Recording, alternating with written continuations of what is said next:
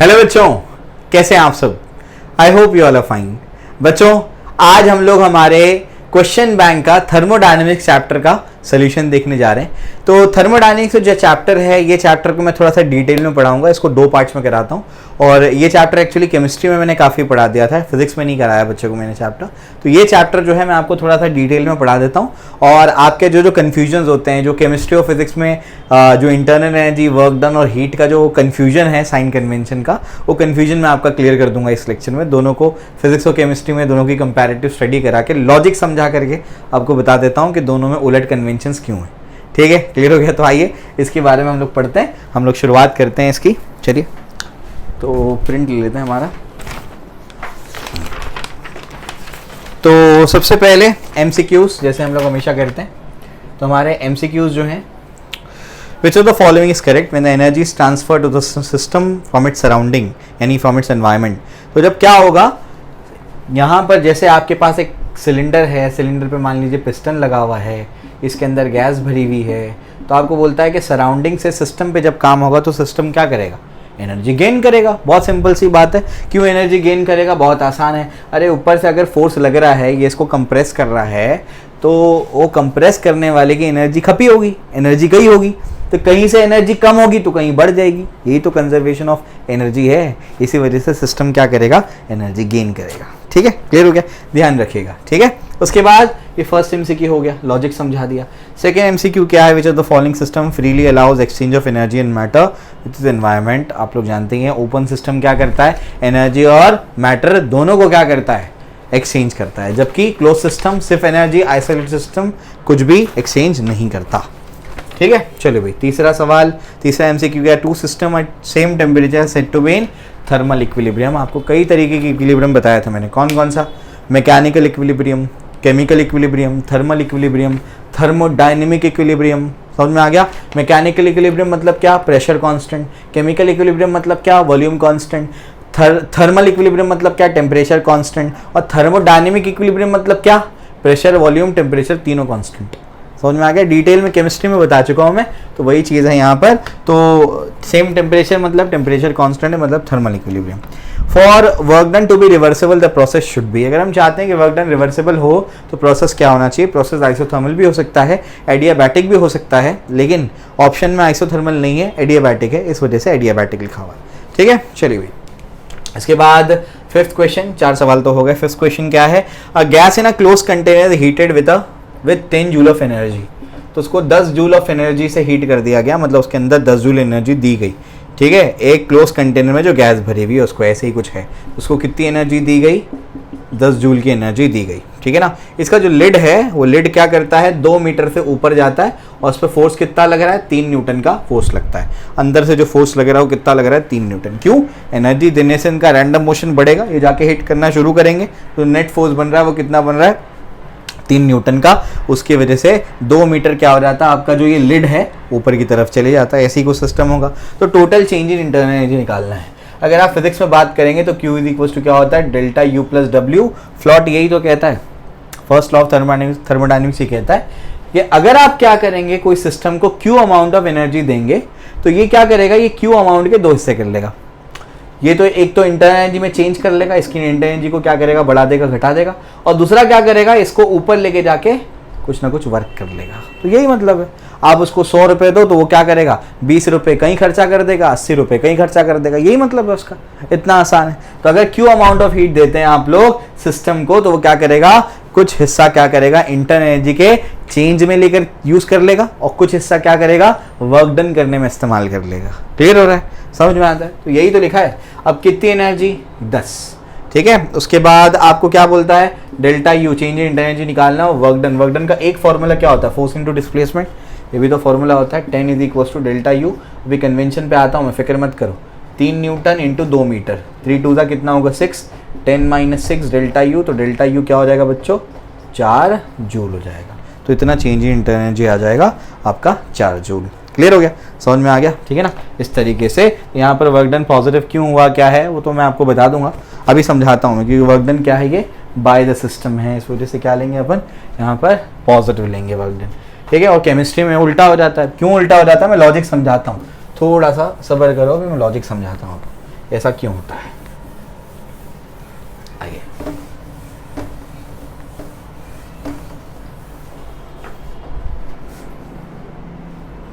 उसके बाद है second law of thermodynamics deals with transfer of work done energy momentum heat के transfer की बात करता है। स्लॉट कहता क्या है? स्लॉट कहता है आपसे कि आप क्या कर सकते हैं, वर्क को हीट में कन्वर्ट कर सकते हैं, लेकिन हीट को पूरी तरीके से वर्क में कन्वर्ट नहीं कर सकते।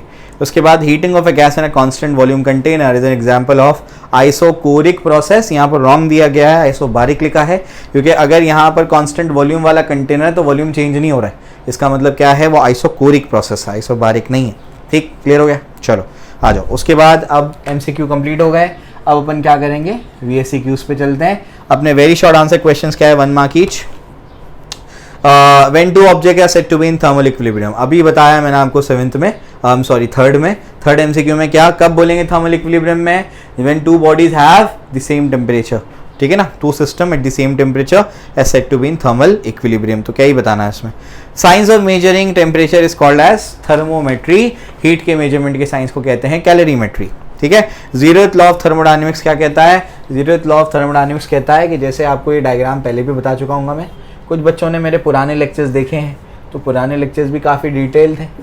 पहले KTG रेडिएशन थर्मोडायनेमिक्स एक ही चैप्टर में हुआ करता था, और उसी टाइम पे मैंने बोला था कि ये डिफरेंट चैप्टर होने चाहिए, तो ये इस साल तो डिफरेंट कर दिया, बहुत अच्छा किया ये, लेकिन फिर ये कोरोना आ गया, उसके वजह से सिलेबस को कम करना पड़ा ना। सिलेबस अच्छा डिज़ाइन किया है, बुरा नहीं है। तो अगर ये कहता है कि A और B अगर थर्मल इक्विलिब्रियम में है और A और C थर्मल इक्विलिब्रियम में है, तो B और C भी क्या होंगे, थर्मल इक्विलिब्रियम में होंगे।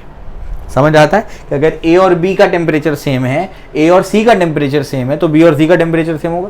समझ में आ गया? यही है आपका, ठीक है। तो ऐसे टेम्परेचर के टर्म्स में नहीं, कैसे बोलना है, थर्मल इक्विलिब्रियम के टर्म्स में, ठीक है। What is the fourth question, what is the energy associated with random disordered motion of the molecules of a system called as. Random motion से जो एनर्जी एसोसिएटेड है उसको क्या बोलते हैं, इंटरनल एनर्जी बोलते हैं बच्चों, बता चुका हूँ आप लोगों को मैं। Group of object that can form a unit which may have the ability to exchange energy with the surrounding is called what। मैंने आपको जब केमिस्ट्री का थर्मोडायनेमिक्स स्टार्ट करवाया था तब मैंने आपको ये बोला था कि इस चैप्टर में हम लोग करते क्या हैं, इस चैप्टर में हम लोग exchange of energy between system and surrounding करते हैं। तो सराउंडिंग के साथ में एनर्जी का एक्सचेंज कहाँ पर होगा, किसके साथ में सराउंडिंग एक्सचेंज करेगा, सिस्टम के साथ में, उसी को थर्मोडायनेमिक सिस्टम कहते हैं। तो उसको क्या कहते हैं, थर्मोडायनेमिक सिस्टम। तो ग्रुप ऑफ ऑब्जेक्ट, उसको एक यूनिट मान के जो सराउंडिंग के साथ में हीट एक्सचेंज करेगा, तो उसको क्या बोलेंगे, थर्मोडायनेमिक सिस्टम बोलेंगे उसको। On what basis a thermodynamic system can be classified, कौन से बेसिस पे अपन क्या करेंगे, थर्मोडायनेमिक सिस्टम को क्लासिफाई कर सकते हैं।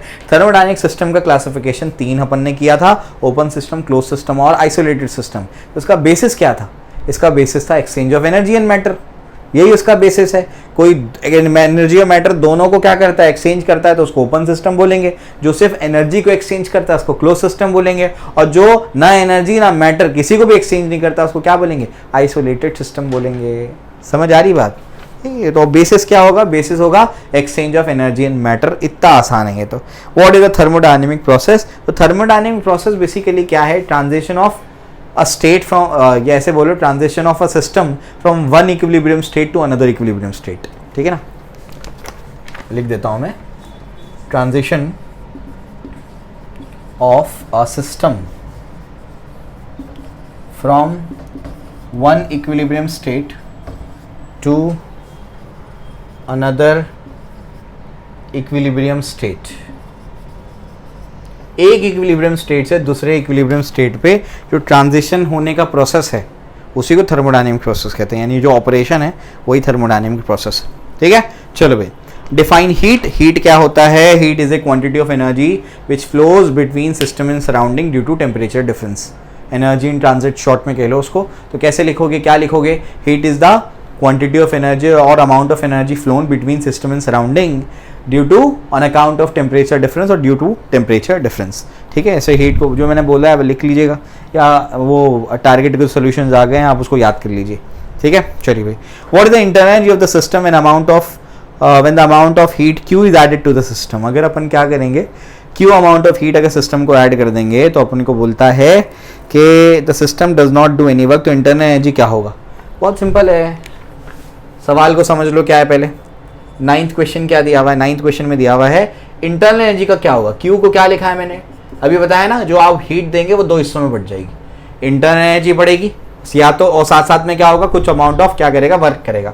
लेकिन यहाँ पर बोला है कि वर्क डन 0 है, वर्क डन कुछ भी नहीं है, तो Q इज इक्वल्स टू क्या है, डेल्टा U है। समझ में आ गया, Q क्या है, डेल्टा U के बराबर है, और आपने Q अमाउंट ही हीट दी है, तो डेल्टा U क्या बचा, Q के इक्वल ही बचा, तो आंसर क्या आएगा, आंसर आएगा Q।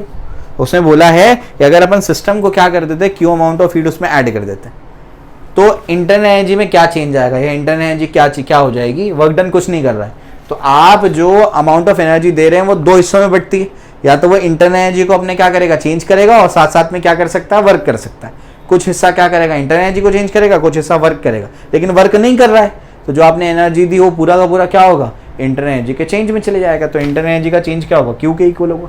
इतना आसान है, ठीक है ना। चलो ठीक है, इतना सिंपल सा है भाई। उसके बाद आगे बढ़ते हैं, आगे क्या है देखिए,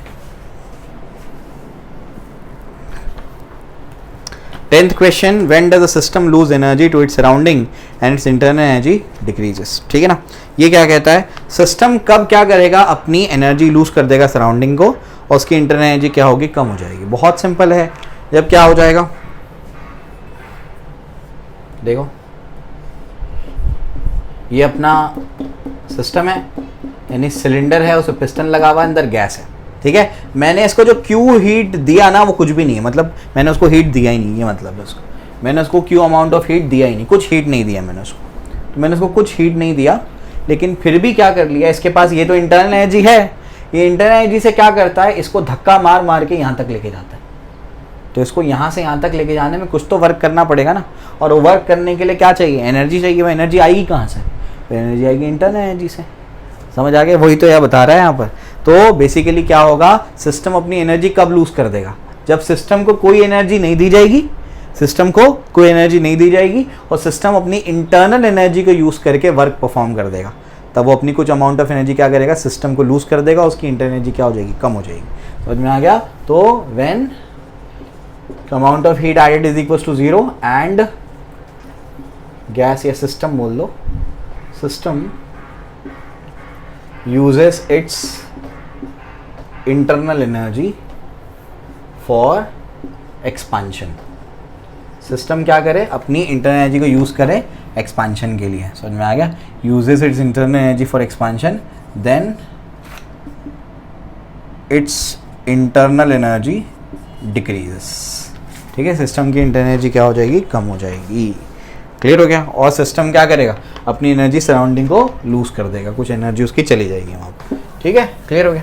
चलो इसके बाद नेक्स्ट सवाल क्या है, state the first law of thermodynamics. First law of thermodynamics अगर कुछ भी नहीं याद आ रहा है तो आप क्या करो, ये तो याद ही होगा ना कम से कम, एनर्जी के neither be created not be destroyed, ये तो याद होता है बच्चों को, तो ये कम से कम क्या करना, ये लिख देना। ठीक है, वरना तो जो आपको मैं बताता हूँ वो लिख देना। क्या है, अगर आप क्या करेंगे, कोई सिस्टम को, भाई कोई सिस्टम को आप क्या करते हैं, क्यू अमाउंट ऑफ हीट देते हैं, ठीक है ना, तो ये क्यू अमाउंट ऑफ हीट क्या हो जाता है, 2 हिस्सों में बढ़ जाता है, डेल्टा यू और डब्ल्यू। समझ में आ गया, यही स्टेटमेंट है उसका। When amount Q is added to the system then it get divided into 2 parts. First is the system changes in internal energy and second part is work is done by the system on its surrounding. ठीक है ना। चलो भाई, तो इस तरीके से ये स्टेटमेंट है, वो स्टेटमेंट आपको मिल जाएगा, जो टारगेट का सोल्यूशन है वहाँ से आप लोग उसको याद कर सकते हैं। समझा दिया आपको मैंने, ठीक है ना। अगर ये भी नहीं याद हो रहा है तो कम से कम क्या करना, एनर्जी कंजर्वेशन का प्रिंसिपल लिख देना, वही प्रिंसिपल क्या है, फर्स्ट लॉ ऑफ थर्मोडायनेमिक्स। ठीक है, अब जो है यहाँ पर मैं आपको 12th क्वेश्चन जो है ये मुझे आपको थोड़ा समझाना पड़ेगा, कन्वेंशन। आइए मैं आपको कन्वेंशन थोड़ा समझाता हूँ इसमें भी। ये कन्वेंशन का क्या फंडा है, ये फिजिक्स और केमिस्ट्री के बच्चे क्या करते हैं पता है, बच्चे जो है ना,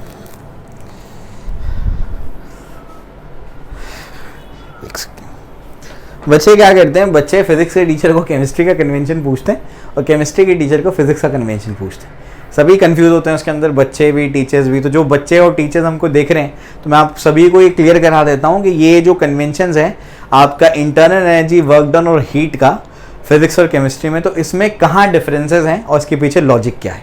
तो आपको दोनों का लॉजिक मैं समझाता हूँ, आपको दोनों में सेंस लगेगा। ठीक है ना, आप केमिस्ट्री में भी सेंस लगेगा और फिजिक्स में भी सेंस लगेगा। ज़्यादा सेंसिबल कौन है? ज़्यादा सेंसिबल मुझे फिजिक्स लगता है, ठीक है। चलिए मैं आपको समझाता हूँ, आइए देखते हैं। तो ये जो कन्वेंशंस हैं, साइन कन्वेंशंस, कन्वेंशन मतलब जो हम मानते हैं उसको कन्वेंशन कहते हैं ना। तो ये केमिस्ट्री वालों ने अलग माना है, फिजिक्स वालों ने अलग माना है, ठीक है ना। तो उसको ज़रा समझ लेते हो। Sign conventions of Q, U and W, ठीक है, इन फिजिक्स एंड केमिस्ट्री। ये पहले मैं आपको थोड़ा सा समझा देता हूँ। इन फिजिक्स एंड केमिस्ट्री मौका मिला तो मैं ये पार्ट कट करके आप लोगों को, तो लेक्चर के दौरान मैं आपको करा रहा हूँ, पार्ट कट करके अलग से वीडियो भी अपलोड कर दूंगा इस पर, ताकि अगर कोई सिर्फ इतना देखना चाहे तो देख ले। तो सभी का कन्वेंशन में आज ये जो कन्फ्यूजन जो है मैं क्लियर कर देता हूँ कन्वेंशन में जो है। तो पहले मैं यहाँ लिख देता हूँ फिजिक्स का कन्वेंशन और यहाँ पर लिख देता हूँ मैं केमिस्ट्री का कन्वेंशन, ठीक है। चलिए भाई, तो फिजिक्स की कन्वेंशन में क्या होता है, अगर अमाउंट ऑफ हीट ऐड होगी सिस्टम में, इज एडेड, इस क्यू, यानी अगर अमाउंट ऑफ हीट क्या होगी, बढ़ गई, ऐड कर दिया आपने, क्यू इज एडेड। अगर अमाउंट ऑफ हीट को आप ऐड करेंगे तो क्यू क्या होगा, उस केस में अपन पॉजिटिव मानेंगे। सही है, सिस्टम में आपने हीट दी तो क्या हो गया, आपने क्या कर दिया, एनर्जी दी ना, तो कुछ एनर्जी बढ़ गई ना उसकी, हीट आपने दी तो कुछ एनर्जी बढ़ गई, तो क्यू को पॉजिटिव लेंगे अपन, ठीक है ना। यहाँ पर भी सेम है, Q is added, amount of heat is added, उसको अपन क्या करेंगे, पॉजिटिव मानेंगे। Q is released, amount of heat is release, अब हीट कम हो गई उसमें से, तो अगर कम होगा तो नेगेटिव में जाएगा, इस वजह से माइनस मानेंगे। यहाँ पर भी सेम है, क्यू इज रिलीज्ड, अगर अमाउंट ऑफ हीट रिलीज होगी तो यहाँ पर भी नेगेटिव मानेंगे, ठीक है ना। यहाँ तक कोई दिक्कत नहीं है, आगे भी कोई दिक्कत नहीं है। अभी देखो समझाता हूँ मैं, ये हो गया। अगर इंटरनल एनर्जी बढ़ेगी तो उसको पॉजिटिव मानेंगे, अगर इंटरनल एनर्जी घटेगी तो उसको नेगेटिव मानेंगे। सेम कहानी यहाँ पर है, इंटरनल एनर्जी बढ़ेगी केमिस्ट्री में तो उसको पॉजिटिव मानेंगे, और सिस्टम की इंटरनल एनर्जी क्या होगी, अगर घटेगी तो क्या मानेंगे, नेगेटिव मानेंगे। सब गड़बड़ कहाँ आती बताए, सब गड़बड़ आती है वर्क डन में। आपको वर्क डन समझाता हूँ, आइए मैं आपको समझाता हूँ क्या है। तो बेसिकली यहाँ पर वर्क डन ध्यान से सुनिएगा, यहाँ पर जो है आपका work done by the system, physics की बात कर रहे हैं, तो work done by the system को मानते हैं पॉजिटिव, और यहाँ पर work done on the system को मानते हैं नेगेटिव। यहाँ पर work done by the system को मानते हैं, work done by the system इसको मानते हैं नेगेटिव, और work done on the system को मानते हैं पॉजिटिव। आप बोलेंगे सर ये कैसे उलट है, तो अभी मैं आपको इसका लॉजिक समझाता हूं। देखो यहां तक दोनों सेम हैं, तो सबसे पहले ये कंफ्यूजन अपना क्लियर कर लो। अमाउंट ऑफ हीट और इंटरनल एनर्जी के कन्वेंशन फिजिक्स और केमिस्ट्री में सेम है। कहाँ डिफरेंस आता है, उलट कहाँ हो जाता है, वर्क के केस में उलट हो जाता है। मैं दोनों का लॉजिक समझाता हूँ, दोनों आपको लॉजिकल लगेंगे। आइए मैं आपको समझाता हूँ। पहले हम लोग क्या करते हैं, इसको रब कर लेते हैं। आई होप आपको ये समझ में आ गया होगा। तो ये तो सिंपल सी बात है, हीट ऐड होगी पॉजिटिव ले लो, हीट निकल गई नेगेटिव ले लो। अरे ऐड होगा तो मतलब बढ़ गया, बढ़ेगा मतलब प्लस हुआ, निकल गया मतलब माइनस हुआ। इंटरनल एनर्जी बढ़ी तो पॉजिटिव, घटी तो नेगेटिव। ये क्या है मैं आपको समझाता हूँ, तो इसमें कोई कंफ्यूजन तो नहीं होना चाहिए। आइए मैं आपको दोनों के लॉजिक समझाता हूँ कि दोनों के लॉजिक क्या है। आइए, तो work done by the system, अगर फिजिक्स की बात करेंगे तो फिजिक्स में क्या होता है और केमिस्ट्री में क्या होता है, सेम वही कहानी। पिस्टन, सिलेंडर और अंदर गैस भरी हुई है। पिस्टन, सिलेंडर और अंदर गैस भरी हुई है। अब फिजिक्स की अगर बात करेंगे तो फिजिक्स में ये जो फोर्स है इसको बोलेंगे ड्राइविंग फोर्स। ध्यान से सुनिएगा। अब जो अगर सिस्टम कौन है, गैस है, हमारी गैस है मान लो। सिस्टम अगर वर्क करेगा तो फोर्स का डायरेक्शन ये है, पिस्टन ऊपर ही जाएगा ना, फिर तो ये इसको क्या करेगा, बेसिकली इसको इस पे फोर्स लगाएगा। तो फोर्स लगाने से क्या होगा, पिस्टन ऊपर की तरफ राइज करेगा। अगर पिस्टन ऊपर की तरफ राइज करेगा तो dx अमाउंट से ऊपर जाएगा और उसका डायरेक्शन क्या है, ऊपर। फोर्स और डिस्प्लेसमेंट में डायरेक्शन एंगल कितना है, 0। अरे फोर्स भी इधर है, डिस्प्लेसमेंट भी उधर ही हो रहा है, एंगल 0 है। ये क्या होता है, Fs cos 0, और cos 0 क्या होता है, 1, तो F इंटू एस आएगा। वर्क डन पॉजिटिव आ रहा है, तो work done by the system क्या लिया जाता है, पॉजिटिव लिया जाता है। Work done on the system अगर करेंगे तो एक्सटर्नल फोर्स क्या करेगा, एक्सटर्नल फोर्स उसको बोलेंगे अपोजिंग फोर्स। अपोजिंग फोर्स ज्यादा होगा, वो क्या करेगा, पिस्टन को नीचे दबाएगा, तो ये नीचे की तरफ आएगा। तो आप समझने की कोशिश करिए मैं क्या बोल रहा हूं, ध्यान से सुनिएगा। एक्सटर्नल फोर्स से हमें कोई लेना देना नहीं है। जब हम वर्क डन निकालेंगे तो वर्क डन हम लोगों को इसके हिसाब से निकालना है, ये फोर्स के हिसाब से। समझ आ गया। तो अगर आप गौर से देखेंगे तो ये कंप्रेशन जब इसके अंदर हो रहा है, कंप्रेशन हो रहा है, तो अपोजिंग फोर्स ही ज्यादा होगा। ध्यान से सुनिएगा, बाहर का फोर्स। कंप्रेशन जब इसमें हो रहा है तो हमारा जो अंदर का फोर्स है ना, ड्राइविंग फोर्स, वो तो इधर है, ड्राइविंग फोर्स का डायरेक्शन ये है, लेकिन डिस्प्लेसमेंट ये डायरेक्शन में हो रहा है। दोनों में एंगल कितना है, 180। हमको बाहर के फोर्स से कोई लेना देना नहीं है, क्योंकि कन्वेंशन है, फिजिक्स ने ये फोर्स के रेफरेंस में बात की है। समझ आता है, ठीक है ना। तो एंगल कितना है, 180। एंगल 180 तो बताओ क्या होगा, एफ एस कॉस 180 कितना होता है, -1। इस वजह से नेगेटिव वर्क डन आएगा। तो आप समझ आ रहा है work done on the system negative क्यों आता है, क्योंकि वो आपका जो ड्राइविंग फोर्स है, आपका जो डिस्प्लेसमेंट है, दोनों क्या है, 180 के एंगल पे। तो इस वजह से इसके रिस्पेक्ट में बात करने की वजह से वर्क डन यहाँ पर नेगेटिव आ जाता है। तो फिजिक्स जब बात करता है वर्क डन की तो फोर्स और डिस्प्लेसमेंट के टर्म्स में बात करता है। केमिस्ट्री जब वर्क डन की बात करता है तो एनर्जी के टर्म्स में बात करता है। मैं आपको समझाता हूँ। ये क्या बोलता है, ये बोलता है केमिस्ट्री कि अगर आप क्या करेंगे, इसको ऐसे कंप्रेस करेंगे, आप पिस्टन को नीचे की तरफ दबाएंगे, तो अगर कंप्रेशन होगा, कंप्रेशन होने से क्या होगा, सिस्टम की एनर्जी बढ़ जाएगी। और अगर कोई चीज बढ़ती है तो उसको पॉजिटिव लेना चाहिए।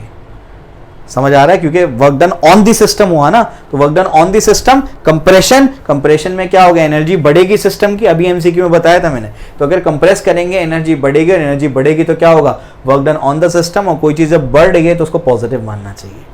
तो केमिस्ट्री के लॉजिक ये है, समझ आता है। Work done by the system, जब सिस्टम वर्क करेगा, तो अभी आपको समझाया मैंने, एनर्जी कोई यहाँ पर ऐड नहीं हो रही, नीचे से आपने उसको कोई क्यू अमाउंट ऑफ हीट नहीं दिया, इसने अपनी एनर्जी यूज करके क्या किया, पिस्टन को ऊपर लेके गया, तो सिस्टम की एनर्जी कम हो गई। और जहां पर कोई चीज कम होती है तो यहां पर उसको नेगेटिव मानना चाहिए, इस वजह से उसको नेगेटिव लेते हैं।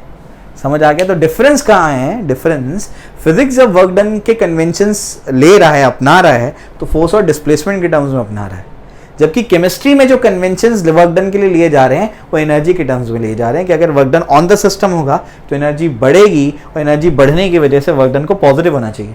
और work done by the system होगा, यानी एक्सपेंशन होगा, तो सिस्टम अपनी एनर्जी खर्च करके क्या करेगा, इसको ऊपर लेकर के जा रहा है।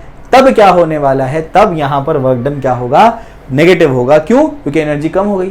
तो ये एनर्जी के टर्म्स में बात करता है और ये फोर्स और डिस्प्लेसमेंट के टर्म्स में बात करता है, इसी वजह से उल्टा है। समझ आ गया। कोई एक याद कर लो, दूसरे में उसका उलट कर देना। समझ आता है, क्लियर हो गया, ठीक है ना। तो जैसे आपको जो याद रहा है, मुझे फिजिक्स का ज़्यादा लॉजिकल लगता है फोर्स और डिस्प्लेसमेंट के टर्म्स में, ठीक है। जैसे वो तो बिल्कुल आपका रिलेटिव बात है, जैसे आपको ठीक लगे वैसे आप लोग उसको माने, ठीक है। मैंने आपको समझा दिया दोनों कन्वेंशन और दोनों के पीछे लॉजिक क्या है, ठीक है ना। तो क्यू यू दोनों में तो सेम है, दोनों में फिजिक्स केमिस्ट्री में सेम। वर्क डन में उलट हो जाता है। क्यों, कैसे उल्टा है, मैं आपको समझा चुका हूं। अब मैं न्यूमेरिकल पे आता हूं, आइए न्यूमेरिकल कराता हूं। देखिए,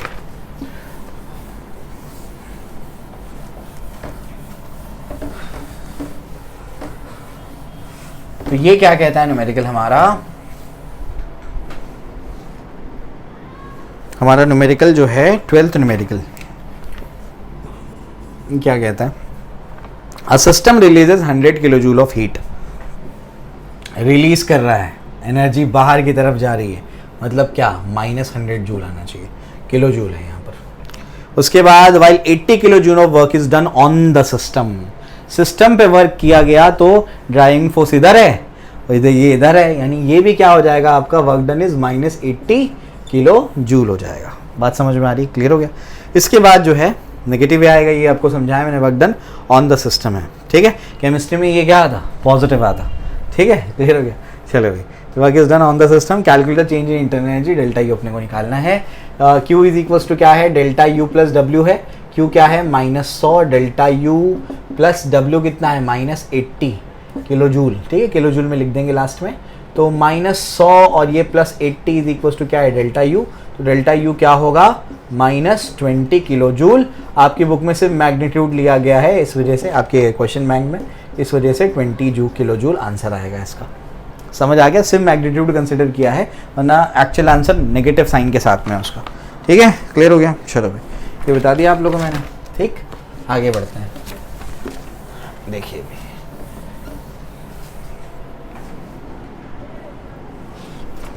चलिए अब ऐसे 1 पे चलते हैं, 2 marks each. Draw PV diagram of reversible irreversible showing positive work. 3 4 5 सवाल है, एक साथ करा देता हूँ मैं आपको। ठीक है, क्या क्या बोलता है। रिवर्सिबल प्रोसेस है सबसे पहला, तो रिवर्सिबल प्रोसेस। सेकंड क्या है, इरिवर्सिबल प्रोसेस। उसके बाद थर्ड क्या है, थर्ड बोलता है पीवी डायग्राम बनाना है positive work and varying pressure. और फोर्थ क्या है, फोर्थ है आपका हाँ negative work and varying pressure, ठीक है ना। और लास्ट में है positive work at constant pressure, वो भी मैं आपको बता देता हूँ। पहले ये करा देता हूँ, रिवर्सिबल प्रोसेस में क्या होगा, प्रेशर वर्सेस वॉल्यूम आपको क्या करना है। यहाँ आपका वॉल्यूम है, यहाँ आपका क्या है, प्रेशर है। ठीक है, क्लियर हो गया। तो रिवर्सिबल वर्क आपको क्या करना है, बताना है। रिवर्सिबल वर्क क्या होगा, वो उसी पाथ से क्या होता है, रिटर्न आता है, आपको पता होना चाहिए। अगर जाने वाले ये रास्ता है तो आने वाला भी यही रास्ता होना चाहिए। समझ में, साइक्लिक में ऐसा नहीं है, वो अलग अलग पाथ से आता है, समझ में आ गया। लेकिन ये जो आपका रिवर्सिबल होगा उसमें जाने वाला पाथ और आने वाला पाथ सेम होना चाहिए। ठीक है, तो ये आपका P1 है, ये आपका क्या है, P2 है, ये आपका वॉल्यूम 1 है और ये आपका क्या है, वॉल्यूम 2 है। क्लियर हो गया। चलिए, इरिवर्सिबल प्रोसेस की बात करेंगे तो इरिवर्सिबल प्रोसेस में क्या होता है, इरिवर्सिबल प्रोसेस में कुछ इस तरीके से होगा, ऐसे जैसे बुक में डायग्राम दिया आपके वैसे ही बनाया है मैंने। तो ये ऐसा है, ये ऐसा है, ये इरिवर्सिबल प्रोसेस। ये P1, ये आपका क्या है, P2, ये आपका क्या है, V1 और ये आपका क्या है, V2। क्लियर हो गया। तो ये कैसा प्रोसेस का ग्राफ है, PV diagram, pressure versus volume, irreversible process का। ये क्या है आपका, इसको देखो, इसको positive work and varying pressure. अब पॉजिटिव वर्क की बात करेंगे। पॉजिटिव वर्क डन का पहले फॉर्मूला बताओ मुझे। वर्क डन का फॉर्मूला क्या है, P/dV, ये फॉर्मूला होता है। डेल्टा V आप लोग कह दो, P डेल्टा V मतलब V2 माइनस V1। तो अगर V2 कम होगा और V1 ज़्यादा होगा तो जैसे ये 2 है और ये 5 है, तो 2 माइनस 5 क्या होगा, -3। P माइनस 3P मतलब वर्क डन नेगेटिव हो जाएगा। अगर V2 ज़्यादा है और V1 कम है, ये 5 और ये 2 है, तो 5 माइनस 2 तो 3 होगा। समझ आ गया। यानी अगर V2 जो है वो कम होगा, अगर V2 जो है फाइनल वॉल्यूम कम होगा तो वर्क डन नेगेटिव होगा। अगर फाइनल वॉल्यूम ज़्यादा होगा तो वर्क डन पॉजिटिव होगा। तो आपको यही बता देता हूँ मैं, ये ऐसे ही है, सिर्फ एरो का फ़र्क है, समझिए इसको। अब ये पॉजिटिव वर्क की बात कर रहा है तो मैं ऐसे एरो बनाता हूँ, ये मेरा क्या है, V1 है और ये मेरा क्या है, V2 है। तो अगर आप ऐसे देखेंगे, ऐसे जाएंगे, तो अगर ये 2 है तो ये कितना है, 5 है। तो 5 माइनस 2 क्या होगा, 3, मतलब पॉजिटिव आएगा। तो ये ऐसे, ये P1 है और ये क्या आपका P2 है। क्लियर हो गया।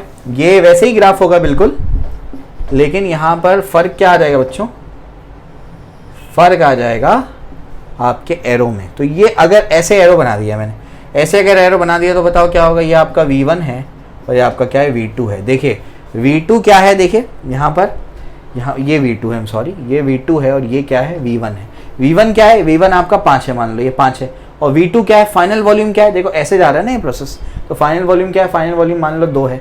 तो V2 कितना हो गया, 2, V1 कितना हो गया, 5। 2 minus 5 will be negative work. तो नेगेटिव वर्क और प्रेशर भी क्या कर रहा है, वेरी कर रहा है। ठीक है, और ये आपका क्या है, P1 और ये आपका क्या है, P2 प्रेशर। क्लियर हो गया। तो इस तरीके से ये पीवी डायग्राम्स बन सकते हैं इसके। इसके बाद आगे लेके चलता हूँ मैं। आगे क्या है, अभी एक और पहले कर देते हैं, इसका एक ही बचा है ये। तो क्या है ये आपको कहता है draw PV diagram showing positive work at constant pressure. Positive work बताना है, मतलब V2 ज़्यादा रखना है, V1 कम रखना है और प्रेशर को कांस्टेंट रखना है अभी। तो प्रेशर को कांस्टेंट कैसे रखेंगे, आइए मैं आपको समझाता हूँ। ये प्रेशर, ये वॉल्यूम, तो ये ऐसे कुछ जाएगा। देखो प्रेशर कांस्टेंट है, प्रेशर की वैल्यू नहीं बदल रही। ये आपका V1 है और ये आपका क्या है, V2 है। ये फाइनल वॉल्यूम V2 है और इनिशियल वॉल्यूम क्या है, V1 है। तो अगर ये 5 है, ये 2 है, तो 5 माइनस 2 कितना होगा, 3। समझ में आ गया, पॉजिटिव वर्क डन। तो ये उसका ग्राफ बनेगा। आपको मैंने 5 सवाल करा दिए एक साथ। ठीक है, क्लियर हो गया। चलो लॉजिक समझा दिया मैंने, बहुत सिंपल सा लॉजिक है। तो ये आपको समझ में आ जाना चाहिए ईजिली।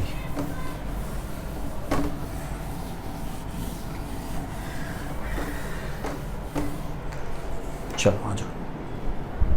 उसके बाद सिक्स्थ जो है ये क्या है, 3 moles of a gas at temperature 400 Kelvin expands isothermally from initial volume of 4 liter to final volume 8 liters. Find the work done of the gas. Isothermal expansion. तो आइसोथर्मल वाले प्रोसेस में वर्क डन क्या होता है, 2.303 nRT log of V final upon V initial.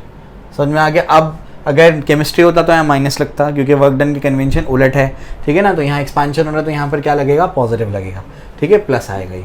तो 2.303 multiplied by कितने मोल है, 3 मोल है, R 8.3 मान लो लगभग, और temperature 400, log of final volume कितना है 8 लीटर, इनिशियल कितना है 4 लीटर, ठीक है ना। हो गया काम, क्या ही दिक्कत है, ठीक है, कोई दिक्कत नहीं है। तो 2.3 into 3, 2.303 into 3 into 8.3 into 400 multiply by log of 2, ये कॉमन लॉग है। लॉग ऑफ 2 तो आपको याद होना चाहिए, बहुत ही कॉमन वैल्यू है 0.3010। अब कुछ बचता नहीं है, आपसे मल्टीप्लिकेशन वाला सवाल है, ये मल्टीप्लाई कर दो, आंसर लिख दो उसका, ठीक है, क्लियर हो गया। चलो तो आइसोथर्मल प्रोसेस में ये आपको मैंने बता दिया है, ठीक है। चलो उसके बाद an ideal gas of volume 2 litre is adiabatic compression to 1/10 of its initial volume. Its initial pressure is, यहाँ पर क्वेश्चन में गड़बड़ है, 1.01 इंटू 10⁵ पास्कल है, प्रिंटिंग मिस्टेक है, वो टाइपिंग मिस्टेक है, कैलकुलेट द फाइनल प्रेशर। तो एडियाबैटिक केस में आप लोग क्या जानते हैं, आप लोग ये जानते हैं कि ये एक इक्वेशन है, PV⁻γ इक्वल्स टू कॉन्स्टेंट, ठीक है। नहीं पता है तो अभी याद रखो उसको, मैं जब आगे का कराऊंगा तो मैं थोड़ा सा डिटेल में आपको पढ़ा दूंगा, ठीक है। जो SA2 और LA कराऊंगा ना, तो थोड़ा सा डिटेल में आपको पढ़ा देता हूँ ताकि आपको कोई कन्फ्यूजन ना रहे। P1⁻γ इज इक्वल्स टू क्या होगा, P2 V2⁻γ। तो P1 upon P2 is equals to क्या होगा, V2 upon V1 the whole raise to gamma, ठीक है। प्रेशर, इनिशियल प्रेशर कितना है बच्चों, इनिशियल प्रेशर कितना है 1.01 इंटू 10⁵। फाइनल प्रेशर आपको निकालना है, और आपके वॉल्यूम का क्या बोला है, कंप्रेस कर दिया गया है 2 1/10 ऑफ V2 इज V1/10। तो V2/V1 तो डायरेक्ट मिल गया आपको, V2/V1 कितना आया, 1/10 आया, समझ में आ गया, ठीक है ना। हाँ, ये हो जाएगा 1/10 the whole raise to gamma, ठीक है ना, क्लियर हो गया। फिर कोई दिक्कत ही नहीं है, बहुत आसानी से आप लोग क्या कर सकते हो, उसको निकाल सकते हो। गामा कितना दिया हुआ है, गिवन गामा इज 1.4, ठीक है। इसको आसान करने के लिए क्या करना है, इसको उलट कर लेना, और ये तो लॉग से ही निकलेगा आपको, ठीक है। मैं बता दूं क्या, इसको ऐसे कर लेना, P2 अपॉन P1 तो क्या हो जाएगा, ये V1 अपॉन V2 हो जाएगा। ये P2 अपॉन P1 करेंगे तो V1 upon V2 the whole raise to gamma, ठीक है ना। तो V1 अपॉन V2 क्या हो जाएगा, हो जाएगा 10। P2 निकालना है, ये क्या है 1.01 इंटू 10⁵ इज इक्वल टू जाएगा 10 अपॉन 1, है ना, 10 मतलब रेस टू 1.4। अभी आप लोग लॉग से सॉल्व कर लो, और जो भी आंसर आएगा उसको से मल्टीप्लाई कर दो, सीधा आ गया आंसर, ठीक है ना, क्लियर हो गया। इसको अलग से लॉग से सॉल्व करना पड़ेगा, आई होप लॉग आता है आप लोगों को, ठीक है। चलिए भाई, बेसिक सा है वो, आगे बढ़ते हैं अपन। नहीं है तो बहुत सारे वीडियोस आपको मिल जाएंगे लॉग पे, अब जाकर के देख सकते हो। 2 साल में लॉग तो आ ही गया होगा यार, लॉग में क्या दिक्कत है। अब इसमें जो 8th जो क्वेश्चन है, एक्सप्लेन द साइक्लिक प्रोसेस, ये एडियाबैटिक और बाकी जो प्रोसेस है आइसोबारिक, आइसोकोरिक, इनके साथ में मैं आपको करा दूंगा। और differentiate between reversible and irreversible, ये आप लोगों को मैं केमिस्ट्री में बता चुका हूँ। तो reversible process and irreversible process, इनमें क्या डिस्टिंक्शन है, सबसे पहले system can be reverted from the reverted on the same path। समझ में आ गया। सिस्टम क्या कर सकते हैं, जिस पाथ से आया है, जिस स्टेट से आया है, उसी स्टेट पे वापस जा सकता है वो उसी पाथ से, जबकि यहाँ पर उसी पाथ से वो रिटर्न नहीं जा सकता, ठीक है। रिवर्सिबल प्रोसेस कैसा प्रोसेस होता है, वेरी स्लो प्रोसेस, को बोलते हैं क्वासी स्टैटिक प्रोसेस, है ना, quasi static process, very slow process. ये क्या है, फास्ट प्रोसेस होता है, ठीक है ना। ये कितने स्टेप में होता है, ये इनफाइनाइट स्टेप्स में होता है, इट टेक्स इनफाइनाइट स्टेप्स। इसमें ये सिंगल स्टेप में हो जाता है, या फिर इसको आप लोग कह दो फाइनाइट स्टेप कह दो, फाइनाइट स्टेप्स। और इसके अलावा रिवर्सिबल और इरिवर्सिबल के ग्राफ बना दो बच्चों। रिवर्सिबल प्रोसेस का अभी बनाया ना, बताओ, ये बनेगा, रिवर्सिबल एरो बनाना ज़रूरी है। और ये अभी बनाया था अपन ने, ये प्रेशर, ये वॉल्यूम, ये ऐसा, और ये इसको ऐसे मिला दो तो ये ऐसा और ये ऐसा, ठीक है, क्लियर हो गया। तो इस तरीके से ये अपना जो है रिवर्सिबल है और ये रिवर्सिबल है। 4 पॉइंट बस हो गए, इतने पॉइंट याद करके जाओ, पूरे 2 मार्क्स मिलेंगे आपको, ठीक है। उसके बाद 10th क्वेश्चन क्या है, state the assumption made for thermodynamic process. Thermodynamic process के लिए क्या क्या अपन अजम्पशंस लेते हैं इस चैप्टर में, तो अपन अजम्पशन लेते हैं बच्चों कि जो प्रोसेस है वो रिवर्सिबल है, जितने भी प्रोसेस हो रहे हैं सबके सब रिवर्सिबल प्रोसेस हो रहे हैं। उसके बाद जो आपके जो सिस्टम है उसके अंदर जो गैस भरी वो आइडियल गैस है। और थर्ड आप लोग पॉइंट ये लिखेंगे, पहला पॉइंट क्या लिखेंगे, पहला पॉइंट लिखेंगे जो प्रोसेस हो रहे हैं वो रिवर्सिबल प्रोसेस हो रहे हैं, ये आप लोग का अजम्पशन होता है। सेकंड अजम्पशन हमारा ये होता है कि जो आपने गैसेस लिए हैं सिस्टम में वो कौन सी गैसेस हैं, आइडियल गैसेस हैं। थर्ड आपका जो अजम्पशन है वो ये है कि सभी गैसेस क्या करती हैं, आइडियल गैस इक्वेशंस को ओबे करती हैं। समझ आया, क्लियर हो गया। तो यहाँ तक आपका मैंने करा दिया। अब इसका जो आगे का पार्ट है मैं आपको जो है आज शाम तक या कल तक अपलोड करके दूंगा, जो कि मैं काफ़ी डिटेल में पढ़ाऊंगा आप लोगों को। जो डेरिवेशंस वगैरह रह गए हैं तो मैं सारी चीज़ें कवर करने की उसमें कोशिश करूंगा, ठीक है। तो कोई कन्फ्यूजन नहीं रहने दूंगा मैं आप लोगों को। बेसिक चीज़ें जो मैंने आपको थर्मोडायनेमिक्स में पढ़ाई है, केमिस्ट्री के, वो बेसिक चीज़ें एटलीस्ट आप क्लियर कर लीजिए कि थर्मोडायनेमिक प्रोसेस क्या है, स्टेट वेरिएबल्स क्या है, इंटरनल एनर्जी क्या है, ये आपको एटलीस्ट पता होना चाहिए। आगे जो है जो इसमें डेरिवेशंस वगैरह है मैं कल कवर करवा देता हूँ आप लोगों को, कुछ रहेगा नहीं आपको कोई दिक्कत इंशाल्लाह। तो आई होप आपको चीज़ें समझ में आई होंगी। कोई कन्फ्यूजन, कोई डाउट हो तो कमेंट सेक्शन में मुझे बताइए और अपने दोस्तों के साथ में इसको शेयर करिए ताकि हम ज़्यादा से ज़्यादा लोगों की हेल्प कर पाएँ। Okay, thank you.